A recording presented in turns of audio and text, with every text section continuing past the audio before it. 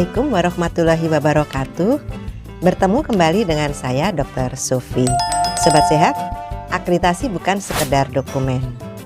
Ada 5 cara penilaian dalam akreditasi yang dikenal dengan RDOWS. 1. R. Surveyor akan melihat dokumen regulasi yaitu SK, pedoman, panduan, dan SPO. 2. Surveyor akan melihat dokumen bukti implementasi. O. Surveyor akan melihat atau melakukan observasi. 4. Surveyor akan melakukan wawancara. Dan yang terakhir, surveyor meminta sobat sehat untuk melakukan simulasi atau peragaan. Ini untuk membuktikan apakah kita sudah melakukan kerjakan yang kita tulis dan tulis yang kita kerjakan. Channel YouTube Dr. Sofi dibangun untuk itu semua. Sobat sehat, ini adalah video saya yang ke-350 yang akan membahas kriteria audit internal dan pertemuan tinjauan manajemen. Siap versi revisi memang masih dalam bentuk draft, namun perlu segera disosialisasikan agar Puskesmas sebagai Fasiankes tingkat pertama mulai mempersiapkan seluruh anggota organisasi di Puskesmas untuk mengetahui, memahami, dan menerapkan serta membangun sistem secara bertahap. Draft standar akreditasi Puskesmas revisi meliputi 5 bab, yaitu bab 1 KMP, bab 2 UKM, bab 3 UKPP, bab 4 PPM, bab 5 PMP. Adapun perbedaan jumlah bab, standar, kriteria, dan elemen penilaian bisa dilihat pada slide berikut di video. Standar akreditasi versi revisi terdiri dari 5 bab, 34 standar, 78 kriteria, dan 297 elemen penilaian. Materi baru dan yang disempurnakan pada siap revisi bisa kita lihat pada slide di video berikut ini. Adapun materi baru dan yang disempurnakan pada siap revisi meliputi indikator mutu, sasaran keselamatan pasien, dan pencegahan dan pengendalian infeksi, MFK atau manajemen fasilitas dan keselamatan, dan keselamatan dan kesehatan kerja, Germas, UKM esensial, PPN, PIS-PK, area prioritas, penilaian terhadap dinas kesehatan. Materi baru tersebut terintegrasi dalam proses manajemen Puskesmas melalui P1, P2, dan P3. Seperti sudah kita bahas pada video sebelumnya, Bab 1, Kepemimpinan dan Manajemen Puskesmas, terdiri dari 6 standar. Standar perencanaan Puskesmas, standar tata kelola organisasi Puskesmas, standar manajemen sumber daya manusia, standar manajemen fasilitas dan keselamatan, standar pengawasan, pengendalian, penilaian kinerja, dan standar peran dinas kesehatan kabupaten kota. Sobat sehat, kita telah membahas 2 kriteria dari standar perencanaan Puskesmas, yaitu kriteria penetapan jenis layanan dan kriteria akses pengguna layanan pada video 329 sampai dengan 330.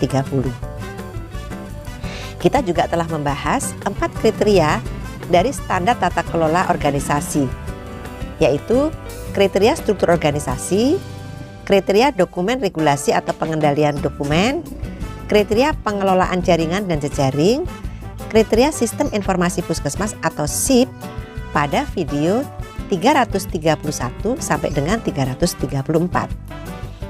Kemudian kita juga telah membahas 5 kriteria dari standar manajemen sumber daya manusia, yaitu kriteria ketersediaan SDM, kriteria urian tugas, kriteria file kepegawaian, kriteria orientasi pegawai, dan kriteria penyelenggaraan K3.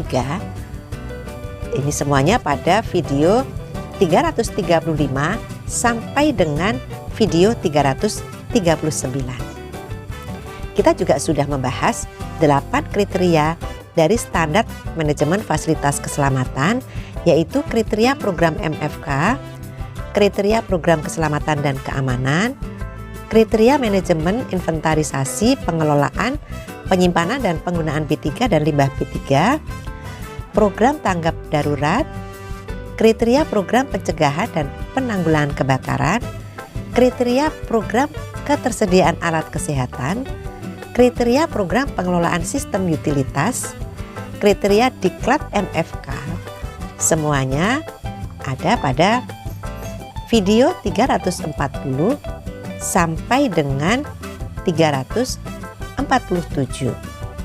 Nah, Sobat Sehat, selanjutnya di video 348 sampai dengan 350 kita membahas 3 kriteria dari standar pengawasan, pengendalian, dan penilaian kinerja. Kita lihat dulu slide yang menjelaskan standar pengawasan, pengendalian, dan penilaian kinerja di video. Berikutnya kita juga akan melihat slide yang menjelaskan 3 kriteria dari standar pengawasan, pengendalian, dan penilaian kinerja. Ada 3 kriteria pada standar pengawasan, pengendalian, dan penilaian kinerja, yaitu kriteria indikator kinerja, kriteria lokakarya mini, kriteria audit internal, dan pertemuan tinjauan manajemen yang terdapat pada video 348, 349, dan 350. Nah, Sobat Sehat, di video 350 ini kita akan membahas kriteria 153, audit internal, dan pertemuan tinjauan manajemen. Kita bahas dulu pernyataan standarnya dari standar 1.5. Pengawasan, pengendalian, dan penilaian kinerja dilakukan secara periodik untuk menilai efektivitas dan efisiensi penyelenggaraan tata kelola, kesesuaian dengan rencana, dan pemenuhan terhadap kebutuhan dan harapan masyarakat. Maka dilakukan pengawasan, pengendalian, dan penilaian kinerja puskesmas. Dapat berupa pemantauan, supervisi, lokakarya mini, audit internal, dan rapat tinjauan manajemen.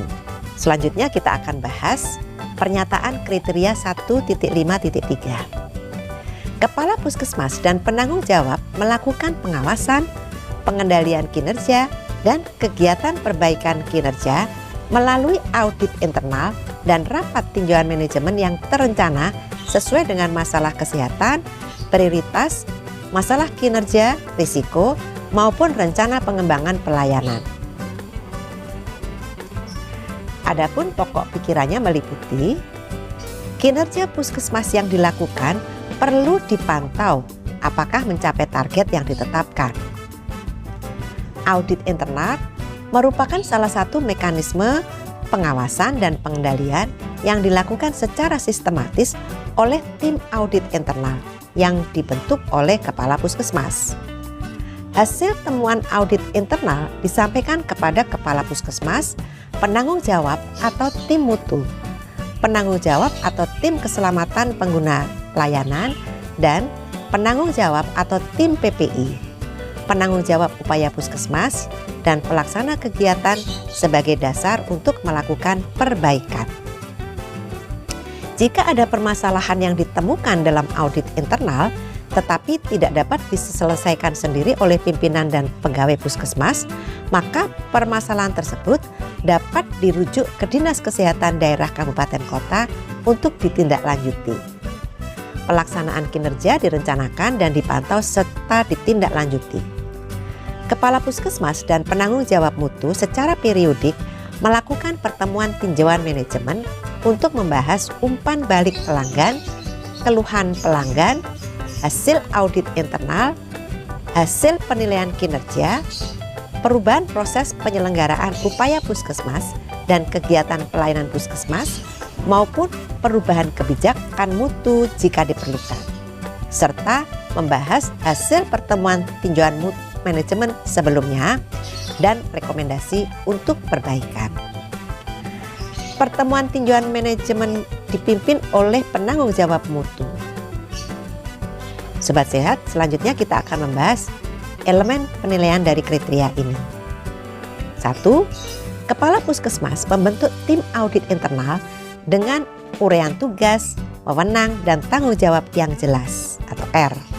2. Disusun rencana program audit internal tahunan yang dilengkapi kerangka acuan audit dan dilakukan kegiatan audit sesuai dengan rencana yang telah disusun. R. 3. Ada laporan dan umpan balik hasil audit internal kepada Kepala Puskesmas, tim mutu, pihak yang diaudit, dan unit terkait atau D. 4. Tindak lanjut dilakukan terhadap temuan dan rekomendasi dari hasil audit internal, baik oleh Kepala Puskesmas, penanggung jawab maupun pelaksana atau D. Keenam, Kepala Puskesmas bersama dengan tim mutu merencanakan pertemuan tinjauan manajemen dan pelaksanaan pertemuan tinjauan manajemen. Dilakukan dengan agenda sebagaimana pokok pikiran D dan W. Keenam, rekomendasi hasil pertemuan tinjauan manajemen ditindaklanjuti dan dievaluasi D. Sobat sehat, kita lihat dulu satu slide yang menggambarkan implementasi manajemen puskesmas yang meliputi analisis situasi, perencanaan, penggeraan pelaksanaan dan pengawasan, pengendalian, dan penilaian. Berikut ini kita lihat slide di video yang menunjukkan apa saja yang harus dilakukan untuk memenuhi elemen penilaian 1.5.3.1. Kepala Puskesmas membentuk tim audit internal dengan uraian tugas dan tanggung jawab yang jelas atau R. Regulasi ini mengacu pada pedoman audit internal dan pertemuan tinjauan manajemen Kemenkes RI tahun 2020. Sekarang kita lihat slide di video yang menunjukkan apa saja yang harus dilakukan untuk memenuhi elemen penilaian 1.5.3.2. Disusun rencana program audit internal tahunan yang dilengkapi kerangka acuan audit dan dilakukan kegiatan audit sesuai dengan rencana yang telah disusun R dan D. Berikut ini kita lihat video yang menunjukkan apa saja yang harus dilakukan untuk memenuhi elemen penilaian 1.5.3.2. Ada laporan dan umpan balik hasil audit internal kepada Kepala Puskesmas, tim mutu, pihak yang diaudit, dan unit terkait atau D. Selanjutnya kita lihat video yang menunjukkan apa saja yang harus dilakukan untuk memenuhi elemen penilaian 1.5.3.4. Tindak lanjut dilakukan terhadap temuan dan rekomendasi dari hasil audit internal, baik oleh Kepala Puskesmas, penanggung jawab maupun pelaksana atau D. Sobat sehat, selanjutnya kita lihat video yang menunjukkan apa saja yang harus dilakukan untuk memenuhi elemen penilaian 1.5.3.5. Kepala Puskesmas bersama dengan tim mutu merencanakan pertemuan tinjauan manajemen dan pelaksanaan pertemuan tinjauan manajemen dan pelaksanaan pertemuan tinjauan manajemen dilakukan dengan agenda sebagaimana pokok pikiran atau D. Sobat sehat, kita lihat video yang menunjukkan apa saja yang harus dilakukan untuk memenuhi elemen penilaian 1.5.3.6. Rekomendasi hasil pertemuan tinjauan manajemen ditindaklanjuti dan dievaluasi atau D. Jadi di video 350 ini dijelaskan yang harus dilakukan untuk memenuhi elemen penilaian pada kriteria audit internal dan pertemuan tinjauan manajemen itu meliputi 1. Ada SK tim audit internal dengan uraian tugas, tanggung jawab dan wewenang mengacu pada pedoman audit internal dan pertemuan tinjauan manajemen Kemenkes RI tahun 2020. 2. Rencana program tahunan audit internal Puskesmas secara keseluruhan Admin, UKM, dan UKP. Kerangka acuan atau rencana audit internal Puskesmas, jadwal audit internal, instrumen audit, pelaksanaan audit sesuai jadwal mengacu pada pedoman audit internal dan pertemuan tinjauan manajemen Kemenkes RI tahun 2020. Ketiga, laporan audit internal kepada Kepala Puskesmas, Ketua Tim Mutu, dan unit kerja atau program. Keempat, umpan balik auditor berupa temuan rekomendasi, dan rencana tindak lanjut. 5. Dokumen tindak lanjut temuan audit internal berdasar rekomendasi dan RTL yang telah dibuat oleh unit terkait secara berjenjang, baik pelaksana, PJ, Kepala Puskesmas, dan Dinas Kesehatan Kabupaten Kota. 6. Dokumen monitoring terhadap pelaksanaan tindak lanjut audit oleh audit internal. 7. SOP pertemuan tinjauan manajemen, periodik dan terencana. Ke-8. Agenda pertemuan tinjauan manajemen meliputi pembukaan oleh Ketua Mutu, pengarahan oleh Kepala Puskesmas, pembahasan hasil pertemuan tinjauan manajemen sebelumnya, pembahasan hasil audit internal, pembahasan umpan balik atau keluhan pelanggan, pembahasan hasil survei kepuasan pelanggan, pembahasan hasil penilaian kinerja, pembahasan masalah operasional yang terkait dengan sistem manajemen mutu, pelayanan UKM dan UKP, rekomendasi, rencana perbaikan atau perubahan yang diperlukan, kemudian penutup, kemudian undangan pertemuan tinjauan manajemen, ini bisa disingkat uang ya atau gaun, kemudian laporan pertemuan tinjauan manajemen, dokumen tindak lanjut dan rekomendasi pertemuan tinjauan manajemen. Sobat Sehat, silakan melihat secara lebih rinci pada draft lampiran 1 Permenkes RI tentang standar dan instrumen akreditasi puskesmas edisi kedua versi tahun 2021. Demikianlah Sobat Sehat, di video 350 ini kita telah membahas kriteria audit internal dan pertemuan tinjauan manajemen. Kita akan bertemu kembali di video 351 yang akan membahas kriteria pengawasan dan pembinaan oleh Dinas Kesehatan Kabupaten Kota. Sampai di sini dulu ya. Semoga selalu sehat. Wassalamualaikum warahmatullahi wabarakatuh.